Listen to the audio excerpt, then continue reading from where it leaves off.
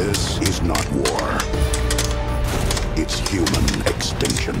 Welcome to episode 20 of Popcorn Prosecco, 30 minutes of nonstop movie talk. This week we are talking about Snowpiercer, Begin Again, and Transformers: Age of Extinction. So we are kicking things off, though, with Snowpiercer. Kristy, you've got that one. Hi, guys. So Kristy Puchko here from Cinema Blend. We're going to talk about Snowpiercer, which is the latest from Bong Joon-ho. It's actually his English language debut. And it's got an incredible cast that includes Chris Evans and Tilda Swinton and Jamie Bell and John Hurt and just everyone is in this movie. Octavia Spencer, Ewan Brenner, there's tons of people. It's basically about this train called Snowpiercer that's zipping through the world that has been completely ice-aged, and everything is dead on the earth except what's on this train.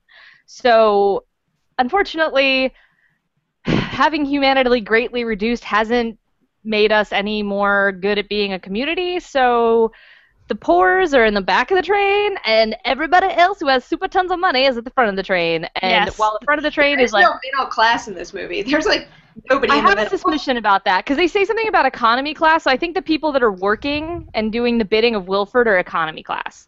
But Wilford is...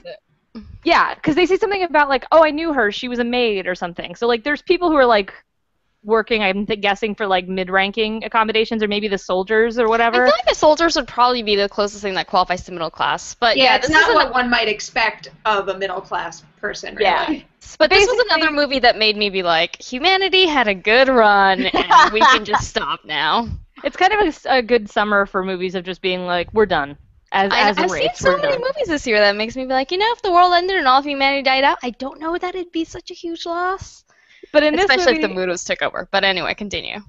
In this movie, we're following Chris Evans as Curtis Everett, and he's in the tail end section, and he wants to plan a rebellion where he wants to get the whole way to the front of the train from the back of the train, because the people on the back of the train, they're starving, they're dirty, they're crowded, and he's heard such great stories about the front of the train. He wants that wealth to be spread around a little bit, so he has to get to Wilford, who is said to be at the front of the train. And along the way, there's a lot of fighting, and there's a lot of discoveries, and there's a lot of crazy scenes, and there's a lot of Tilda Swinton. She my girl. So yes, that's the kind of Snowpiercer in a nutshell. I love this movie, and last week we talked about the best movies of 2014, and we made a self-imposed rule that we were only going to talk about movies that were already out, so I chose not to talk about Snowpiercer. But this week we get to talk about Snowpiercer. This would have been in my top, definitely. If mine too, yeah. Talk about it last week. This movie is freaking incredible. This blows my mind. There are so many unbelievable set pieces in this movie, and that makes it into one. Like, I've actually seen this movie twice. I went to 2 screenings of it because I had to see it again.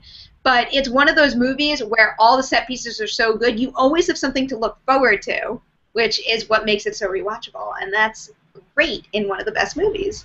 I also saw it twice, and what I thought was really cool the second time was, one, knowing how it was going to end, I kind of watched the cues along the way, and it made a lot of sense to me. 2, the set design is so smart that, like, you can pick up all these things from the world from it. Like, it's such telling set design, so that I completely loved. Yeah, it's another really well-designed set where it adds a lot of texture to the world and tells you everything you need to know about, like, the kind of people we're dealing with and, like, the kind of world we're living in. And the one thing I liked about this movie is that it felt really dark and gritty in a way that felt earned, because I feel like the word gritty has become this, like, catch-all phrase for, like, we're kind of like the Dark Knight. And, like, a lot of times I'll be like, okay, everything's kind of grimy looking and there's a lot of, like, angry, frowny people, but it's not actually, like, dark. Like, it's not actually, like, you know, edgy, or it's not actually challenging you in any way. This movie, I felt like, was dark and gritty in a way that was like, okay, you came by that honestly. First of all, and it's it's funny. It doesn't always. Dirty. It's literally dark, gritty, and very dirty at points. But then you get other scenes like the one with Alison Pill, where it's like all these incredibly vibrant colors, and you know it really switches up things nicely, and it keeps everything fresh. Because you walk into that classroom set, and it's like, holy shit, look at all this, and it's amazing to me how different each train car was, but how it all felt so cohesive and played together with such a natural flow. And it works because you're kind of like, you know, Chris Evans is the protagonist and we're basically following him through the train, and you have the same reaction he does when he walks out into this part of the train he's never seen that's, like, you know, really rich and, like, filled with light and beautiful, and he's just like, like really disoriented and just like, what is this? That's And actually it feels like really like sinister when you see it, even though if you saw it in a different context, you might just be like, oh, it's really cute and colorful. well, especially because in the classroom scene we get a lot of background on like how the train came about, and also how the people in the front class think of the people in the back of the class because of propaganda. And there's a really amazing still from the film that maybe we'll put in here somewhere. But it's a still of the children doing this like thing like this, and like Tilda Swinton's doing it too in the still, and it's like, which is actually inaccurate to the movie, but we don't need to get into why. But it's like the still where like everyone who's wealthy in the scene is like, and then the two people who are not wealthy and are from the tail are like, and it encapsulates the class disparity of this world so perfectly, because all these kids are clean and brightly colored and think they're the best, and Wilfred's the best, and they do like they get what they get because not because of privilege, but because they deserve it. And the people in the back are dirty, is what they tell them to their faces, and you're just like, oh shit. Like, yeah, even though it's an exaggerated world, it really, like, when you see things like that, you're like, oh, okay, this is a movie that really gets how people work, and not just the nice parts about how sometimes we're, like, heroic and courageous and put others in front of ourselves, but, like, the parts of us that kind of justify horrible things. absolutely. I just think that Snowpiercer is one of those movies that gets richer every time you watch it, and then the performances are outstanding. Especially what's cool is he has two people from his from the first movie we know about from Bong Joon-ho, The Host, which, and pardon me if I don't get their names correct, there's Song Kang-ho and Ko Ah-sung, and they were the father and the daughter in The Host, and now they're back playing another father and daughter, which is kind of awesome but kind of sad because they're in a dystopian world where they are junkies. But they're wonderful in it, and what's cool about it is, like, she speaks a little bit of English, he doesn't speak any, but because of the sci-fi nature of it, they're like, oh, here's this device that'll translate. So he can speak Korean, and it's fine because the movie will do the work for us. But, like, he can perform in the language in which he's comfortable, and I think it helps the performance. Another major highlight of those characters, too, is that within this dark, gritty environment where people die, they're the source of humor. And it's not just a humor that's there for the sake of getting a laugh at whatever moment the director pleases. It has a payoff in the end, and it makes a lot of sense. But going back to something you guys both brought up before, that the experience gets richer and richer every single time, I think we need to point out that because that happens the first time through, certain things might not come together as well as maybe they should. Like, just for example, the assassin type character, I forget what his name is now. Yeah, I don't remember. It's something, I read up on it now, so it's something the elder and something the younger. I forget their name. But they're basically like two gangsters that are going after the lower class. The first time I saw Snowpiercer, I had a big problem with him, the elder one, because he turns out to be one of the chief villains in this movie, where at first you think he's just out to, you know, maintain order in the train and follow his own orders, but then all of a sudden he just is like hell-bent on killing these people, and he's going to destroy the train if he has to, he's going to kill civilians if he has to, it doesn't matter. And you don't really ever understand why, or at least the first time I watched it, I didn't pick up on why. Then I went home and I start writing my review, and then I finish my review, I'm Googling around for the answer, and there it is. I see the answer, and then when I went to see it again, there's this beautiful shot that kind of explains why he's so pissed, and then it works, but the first time it doesn't work.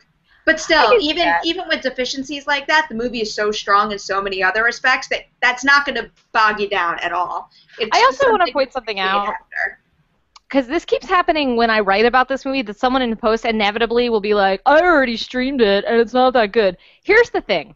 First off, don't brag about being a pirate on the internet. It doesn't make you cool. It just makes you the asshole that wouldn't pay for something.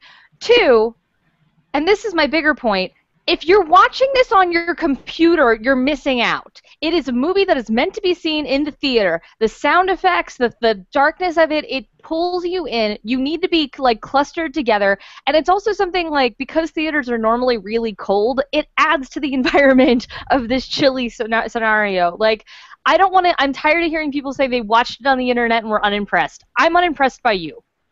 I agree, but I would say that and then have a comment. I agree, and I think that goes for a lot of movies and not just Snowpiercer. But the other thing, like, you know, we're talking about how smart this movie is and how well designed and how well acted. It's also just really, really fun. Like, there's a lot of, like, really entertaining action sequences, and there's more, it has more of a sense of humor than you would think for how dark this movie is. Tilda Swinton is a source of, Tilda Swinton in this is amazing. Holy shit, Tilda Swinton. This year. She's, like, I could not tell you that she's, like, the same person. Like, if I didn't know that Tilda Swinton was credited in all these movies, I don't honestly know if I would always know that it was her. It's really incredible how well known she is and how she's still able to lose herself in a character, because there's a lot of really talented actors out there, but when they're in a certain amount of movies, like let's just say Tom Cruise in Edge of Tomorrow, I still think he's a really good actor, but I still look at him, I see Tom Cruise. Yes, Tilda Swinton disappears into this character, and like, you know, a lot of it. Yeah, a lot of it is costuming, but she's really funny, but also like genuinely terrifying. Yeah, she's really, and it's funny because she's terrifying and she's funny. Like I said in my review on Cinema Blend,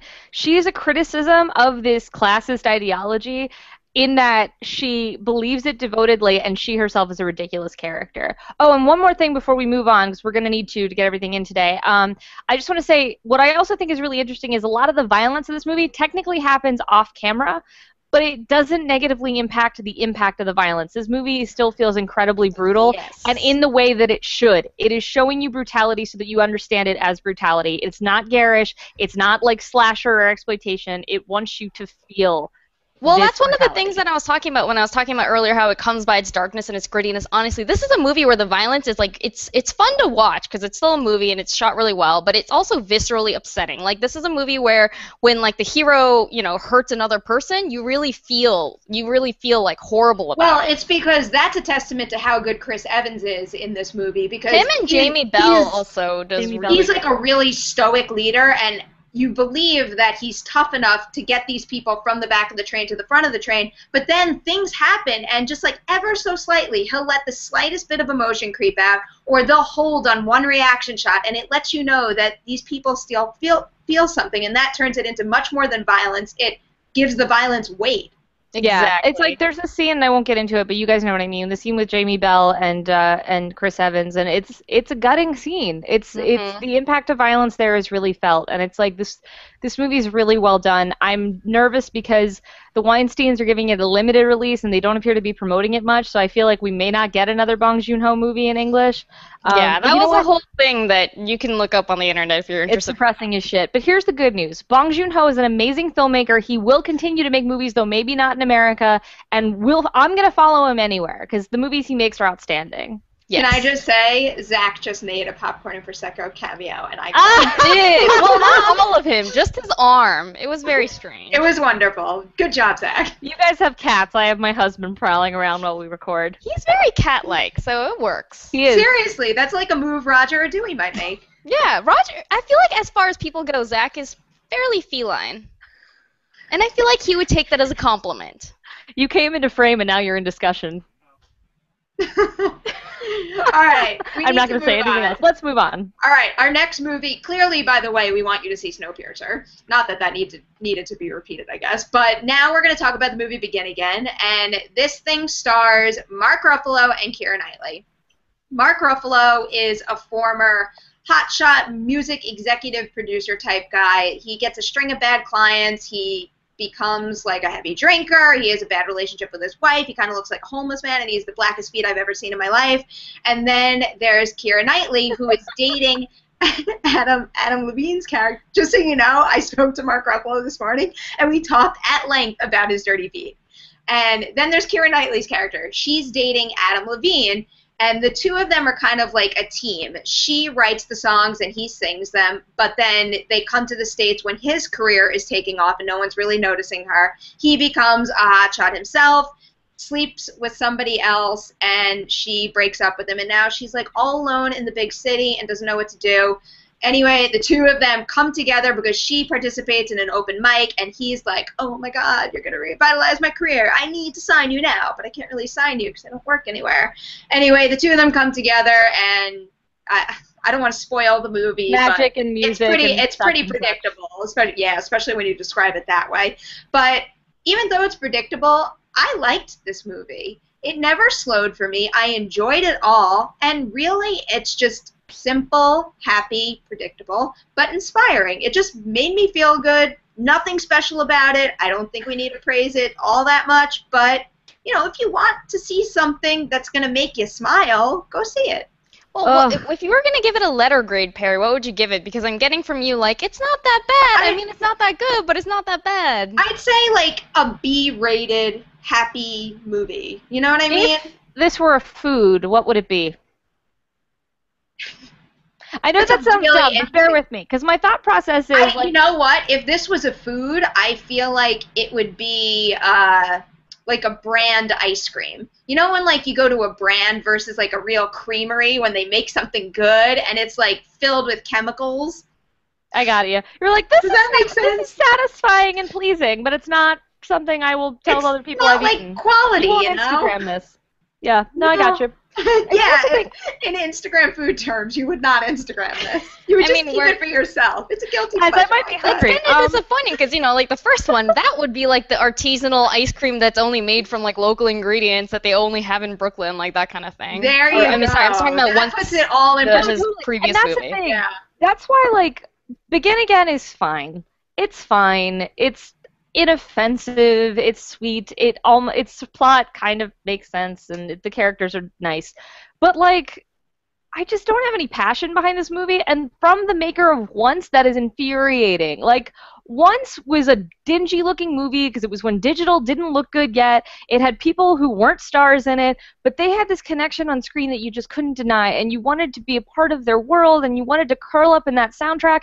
I can't remember a single song from Can a Song Save Your Life or Begin Again or whatever they're calling it now. Like, it's just not interesting to me. Adam Levine is a convincing douchebag, but the music he sings in that movie is instantly forgettable. Okay, you know what, though? You know the one now, of course, I can't remember what the tune was or the words or anything, but I did walk out of the movie. It might be because it was the last song played in the movie, but singing the last song that he gets up on stage and sings, and like. But that's supposed to be the bad version of the song. No, it's supposed to be the good version of the song. The version she wants. No. No, I think he plays the version he wants, and that's why we're getting into spoilers. I don't know. I like, that's the thing. The music in this movie is fine, but it's not so good that, like, I don't need direction from the characters to tell me if this is a good or a bad song. I'm like, this is fine, and the character's like, this is terrific, and I'm like, oh, okay, it's terrific. And in Once, the music is outstanding, and I don't need anyone to tell me that because I feel it, and it's heartbreaking, and it's genuine. But in this, it's a New York movie that feels like a tourist movie. They're like, oh, look, we're shooting in New York, but it doesn't feel like New York, especially because, like, one concept of the movie is that they're recording an album on the streets of New York. So it's a live album on the streets of New York, which anybody who lives in New York is like, oh, that's adorable. That would never work ever, and it wouldn't. And well, I love your reaction to that, because if I came across someone being like, we're recording, I'd be like, no, fuck you. It's a terrible idea, yeah. From beginning to end, every single time they shot somewhere, not shot somewhere, sung somewhere, I was always like, you know, and you know, actually my producer brain was going off when, like, especially when they're singing on the roof. I'm like, how'd they get permission to do that? Like, do you need a permit? Shouldn't they have called someone? Well, also stuff that I was like, if you're, like, recording on a rooftop, how are there not sirens in the background of every track? Because where are they pulling their electricity from half the time, too? Mm-hmm. And see, that's the thing. I know this is stuff we're not supposed to think about, but it's like, it just felt really dishonest. It was just like, you're trying to write a movie about New York, but it doesn't feel like you understand New York. Because, like, the first movie, I've never been to the town they are in Ireland. I have been to Ireland, but I haven't been to that town. But it felt like we all understood that town.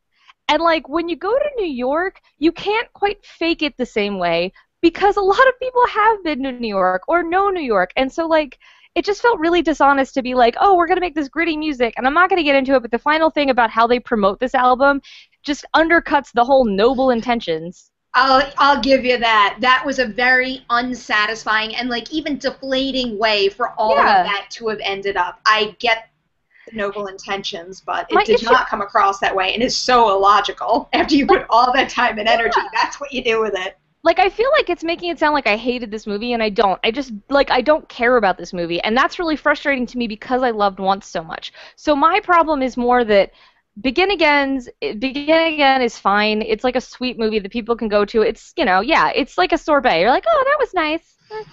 Excellent. Shut your mouth. I love sorbet. There is really good sorbet out there. It's delightful. It is not going to satisfy me as a dessert.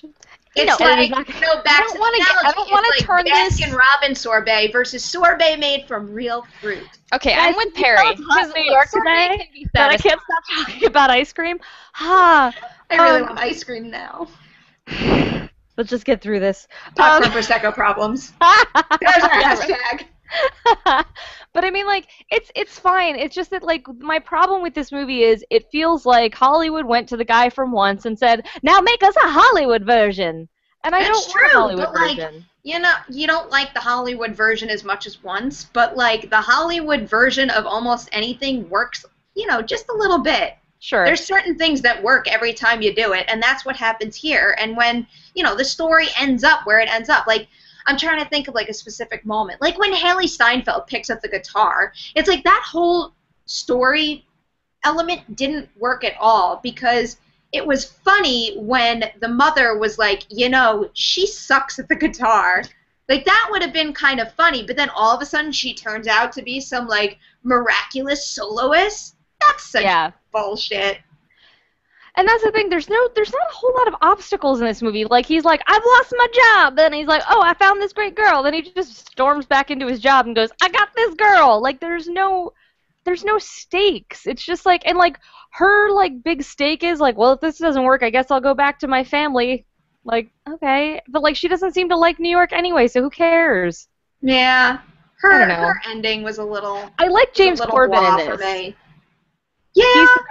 He's the roommate, and he's going to have a huge... He has a main role in Into the Woods this winter, so I'm excited about that. I liked his whole part of the playing outside thing, too. It's like what everyone else was doing.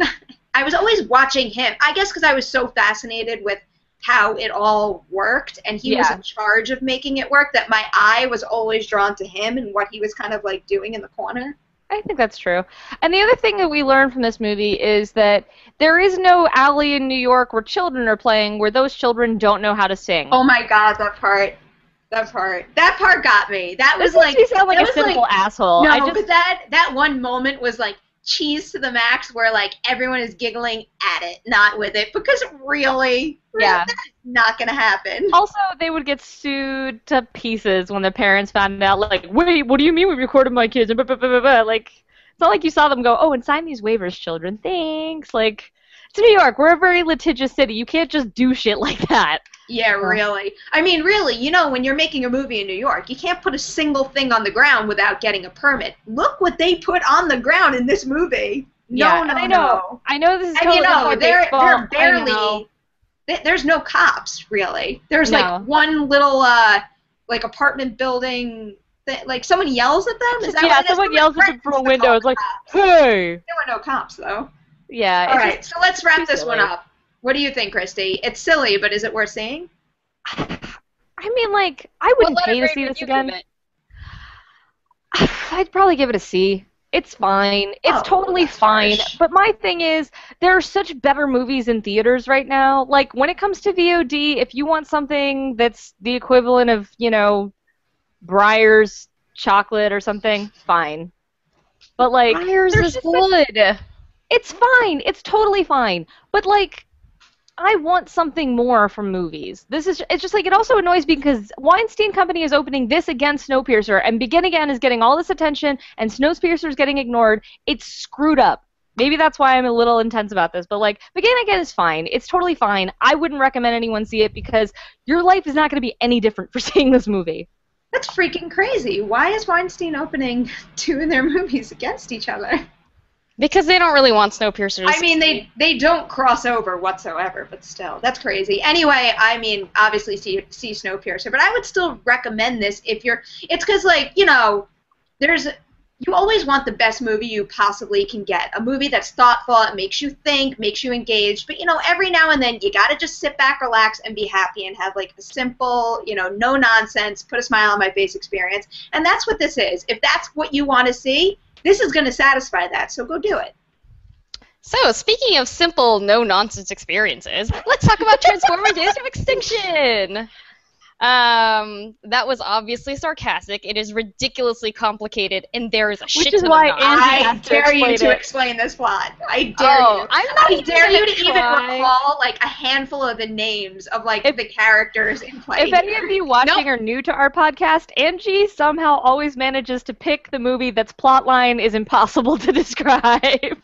I will be completely honest. I'm not even going to try to explain all the intricacies of this plot because I think, you know what? I'll be only real. 30 I minutes don't now. understand it myself. But basically, so okay, let me attempt. So this is a sequel, but basically a reboot of the Transformers franchise. So all the robots are the same, but now they have new human friends.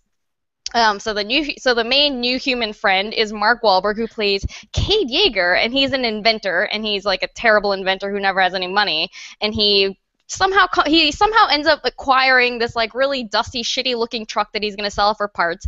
But then he like starts poking around, and he's like, "Holy shit, you guys! I think I found a transformer," and I think that might actually be verbatim, except for maybe the shit part, because that's the kind of dialogue this movie. It's literally like this. It's like, guys, I think I found a transformer. Yeah. That was my Mark Wahlberg. You're welcome. And everyone take a shot. Kristy did an impression. It wasn't good, but it was there.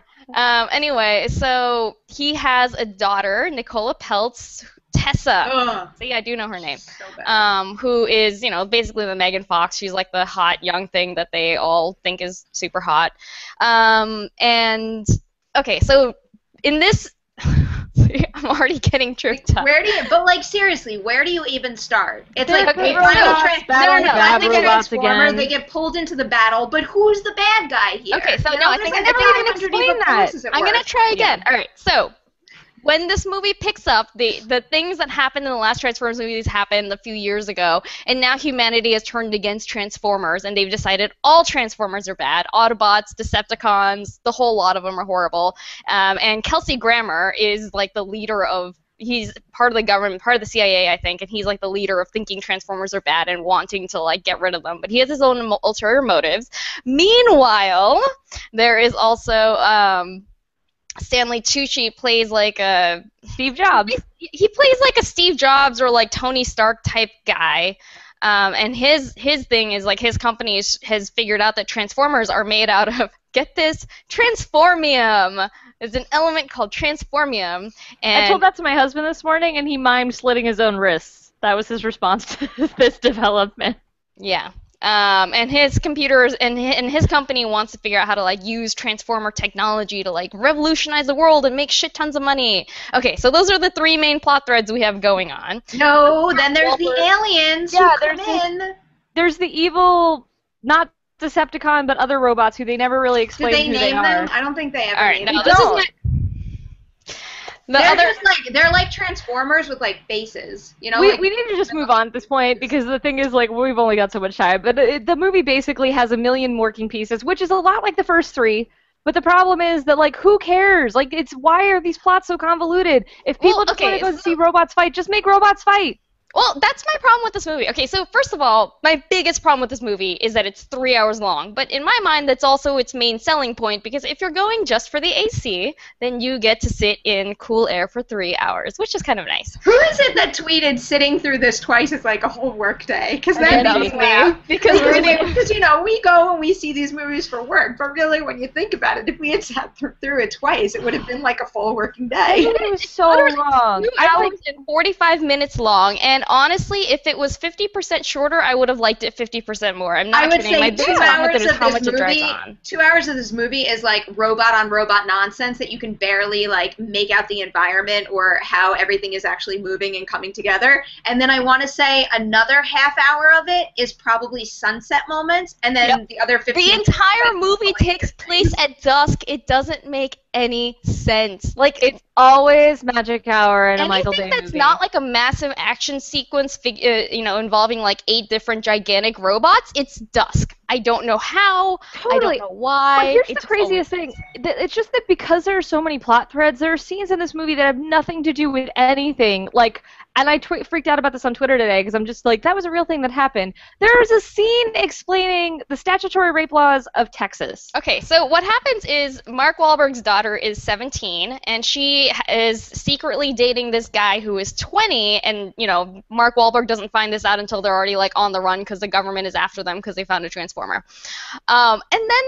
And then the whole movie kind of, like, grinds to a halt so that the dad and the boyfriend can have a conversation about how it's not really rape because she's 17 and Texas has Romeo and Juliet laws and they're, like, close enough in age that he wouldn't actually get thrown in jail, and besides, it's okay because they were in high school at the same there's time. a rape scene in the movie. There's not. This isn't Maleficent. It's just that there's a scene where he says, like, Mark Wahlberg basically threatens him and says, I'm going to call the cops. You're not allowed to be with her because you're too old. And he's like, actually, we've been dating since I was in high school. Can I say my favorite part of that scene, though, is that it ends with Jack Rayner, who plays the boyfriend, pulling out a laminated card that he apparently just carries around in his wallet at all times, which has, like, the statute, like, the Texas, like, statutory rape law, like, printed on it. And it makes you think, like, whoa, what kind of life are you leading that this is just something you need to carry around in your wallet all the time? Like, how many girls are you, like, almost but not quite statutory raping in your life? It's so weird. Or also, nothing would have made that better, but the problem with those two was just that their relationship sucked and the characters so boring. sucked. You didn't want them to be together. Like, at one point, I forget if this is the exact line he used, but I was dying when the kid character turned to Mark Wahlberg and said, what did he say? Like, I'm not going in to save your daughter. You're going in to save my girlfriend. Yeah. Tessa's not even a person. Weird. She is a possession that they are fighting over. It's just one long kissing contest between these two. To be fair, the boyfriend is also barely a person. There are really no people or characters in this movie, which is kind of like the Darcy character. She has no point. There's some random Chinese woman that appears halfway through the movie. Darcy's the blonde that's like, she's a scientist girl in the opening scene. Yeah, she's like coworker yells at Stanley Tucci later. When she said that. She just walks around in white outfits all day to make up for the loss. Wasn't it Megan Fox who ran around Transformers 2 in that white outfit that never got dirty? Whitley in Transformers 3. Like, it's Michael Bay's thing. He likes women with big boobs wearing white clothing. I feel like white clothing might be Michael Bay's thing, the way, like, a foot fetish is Quentin Tarantino's thing. It's just like a thing that's just in all of his movies because it, like, excites him for some reason. No, that's totes right. There are weirder, more fucked up fetishes like his than people low with angle, lasers, like looking up at everybody. How many times we've looked at Nicola Peltz's legs and ass? It's really uncomfortable because, like, just a couple of years ago, she was in The Last Airbender. Like, I still remember her with the little, like, you know, running around and being like, Aang, because they said his name wrong. I don't know about her. Like, I don't know if it was just Michael Bay or the way this was written, but, like, she just was not good. It's like Mark Wahlberg's character wasn't particularly well written, and there was nothing that great about him, but he still, like, brought a unique sense of, like, life to the character. Even when Mark Wahlberg is saying stuff like, I know you have a conscience because, like me, you're an inventor. Like, we're like, I like you, Mark Wahlberg. It's fine that you're saying nonsense. Yes, because inventors have never invented anything that has ever done anything bad to this world ever. There's so many things where a character will state something and then do completely the opposite. Like, at one point, Optimus Prime threatens another Transformer and says, like, I've freed you, and now you can choose to fight with me or I'll kill you. And I was like, that's not freedom. Yeah, I'm pretty sure that is, like, literally slavery. That's not really a spoiler. You know that Optimus Prime comes together with the Dinobots, but, like, he literally just, like, has a fight with them and mounts him and is like, you are mine now. It made me feel really bad for the Dinobots because up until this point, the fight has nothing to do with them. They're not involved. They have, like, no skin in the game. They were captured on the spaceship. No, I get that. But, like, you don't really see them, do you? I mean, and, like, what's the deal with that little creature that gets shot? Because I saw him in the cave. Are you talking about the really tiny Transformer? Like no, like the creature that what's his face? The guy with the tank stuff. He walks in there and he's like, you're annoying, and he just shoots it. Yeah, he You know calls what I'm talking about? Yeah, he calls so, the like, monster wouldn't- disgusting and just shoots it. Yeah. For some reason, Dinobots had been in like that structure, but I mean, never that's really what saw confusing- them. So to me, it's like they just kind of came out of the earth and were miraculously No, totally. there. And I feel like Michael Bay normally has a good sense of geography in his action movies, but in this, the geography is a total clusterfuck, and I can't follow where people are or what's going on. And so, yeah, it's just like, oh, I guess we're in a different part of the spaceship because everything looks the same, but they told us we're in a different part. Like, it's not a well-executed movie. It's so long. It doesn't make sense. Like, The geography of the first chase sequence when they leave the house is atrocious. Like how the car just automatically comes out of fields and is onto like a busy highway and then into that. Oh my God! And they're like, we're TJ driving Miller. through the cornfield, but then I forgot he was in this TJ movie, and Miller. I forgot what happens to him, and I can't believe it. I think I was so the grossed note out by I that wrote scene. down, That I was should just be a like, PG-13 holy movie. shit, buzzkill. That's what I wrote. Yeah, because Jesus, because like that's the other thing. Someone talked about this today on Twitter. They said, and I'm gonna forget who, but someone tweeted that they used "bitch" like a comma in this movie, and there's like a scene that's just so horrifically violent, and this is PG-13. Like it doesn't make any sense. This should be like the violence in this movie alone should make this movie rated R. There are things in this movie that I, as an adult, was like, I didn't need to see that. I didn't feel like it was worse about that than like I don't know, The Dark Knight or anything. My But I biggest don't problem think with The Dark this Knight movie- should be PG-13 either. That's nonsense No, to me as I'm, well. I'm not saying that it should be, but I'm saying if that's the standard that we're using for PG-13, which apparently it is for some fucking reason, then I don't think that this was worse than that.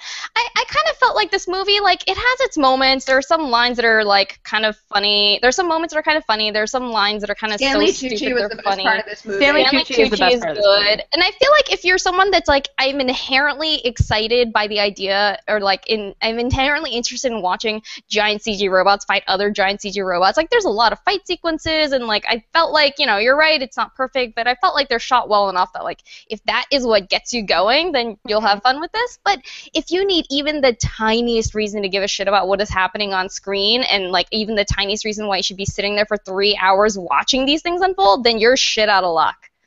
My order goes Transformers, Transformers 1, this movie, then what was the second? Revenge of the Fallen, and then Dark of the Moon. Because Dark of the Moon's the one that made me like nauseous.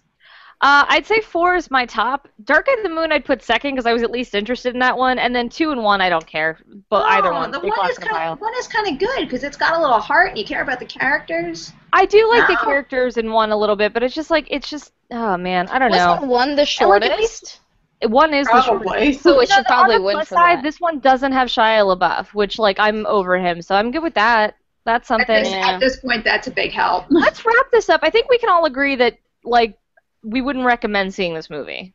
No. Can we just all say our favorite lines? Yeah, 'Cause I think that's that what I is wanna very do. important to this conversation. We all took a lot of notes because the lines in this movie Yeah. are amazing. I want to And, point like, out the it's probably worth noting that in the middle of my Transformers notes, there's a to-do list because my mind wandered, so I needed to make note of the things that I had to do when I get home. So that's a problem. But I also wrote down this one genius line. So at a point when Mark Wahlberg is busy hiding Optimus Prime, the evil, like, cop-like government guys by Titus Welliver. come over, and the leader of them all, he's searching all of his shit, and Mark Wahlberg turns to him, and he's like, "You can't search my house without a warrant," and he goes, "My face is my warrant." But, like, no, that really happened. Word for word, that happened in this movie. I'm going to pick another one of his lines, which is, "Oh, do I look like I'm in the mood to take your shit today?" I like that one. All right. What you got, Angie? I can't even decide. Sadly, I think I told you this before the show. My favorite line is the one that I did not write down, so I don't know word for word. But basically, it's Optimus Prime. Is it spoilery? Oh, I have this one. This is, no, I don't think so. So this is when Optimus Prime is talking, because he comes from space. So he's talking to Mark Wahlberg about this. And he says, Kristy, do you have the line? I have it written down. "Whenever you look to the stars, look at one of them, and think of it as my soul." And I love that line because it sounds like it's something out of Winter's Tale, which, as we've discussed, is our favorite terrible movie. And I was just like, I am pretty sure that is something that, like, Downton Abbey says to Colin Farrell in that movie. I would totally watch a Winter's Tale Transformers crossover movie. Oh my god. Someone please fanfiction this immediately. I was gonna say, or someone cut together some sort of mashup trailer. Oh, Yeah. guys, we would love you all the time if someone does that. I want to On point that out note, we should probably get that going. Winter's though. Tale did come out on Blu-ray and DVD on Tuesday, and Good what to also know. came out on Tuesday was we became iTunes worthy. So we are now on iTunes, and guys, it's just we're bonded to Winter's Tale for life. Yeah, that So was now- our first episode, and now it's like the episode that it comes out on Blu-ray just as we hit iTunes. I love it. It's a very So, special moment. subscribe. We have a video cast version of the podcast and an audio version, so you can subscribe to either and keep up with us every week. All right, so now you have to keep up. You have to keep up with us on YouTube, Popcorn Prosecco, Twitter, Popcorn Prosecco, popcornprosecco.com, and then go on iTunes, check us out there, and also be sure to give us a rating, submit a comment, because we really want to know what you think, and also ratings do help big time, and it would mean the world to us. Thank you guys so much for watching today. Before we wrap up, and before I forget, let's quickly shout out our contact info. Kristy, do you want to take it first? Yeah, I'm at Kristy Puchko on Twitter. I have for Cinema Blend and the Mary Stew, and check with me every Friday on the Mary Stew, where I'll be recapping Dominion. Angie? You can find me on Twitter at AJHAN, and I write for slashfilm.com. My writing is all over the place, but you can find it in one nice little spot, littlemisscritical.com, and I'm also on Twitter. My handle is Nemiroff. Thank you, as always, for watching. We love spending this time with you. And come back next week. We have some good stuff coming up. I think we just found a transformer.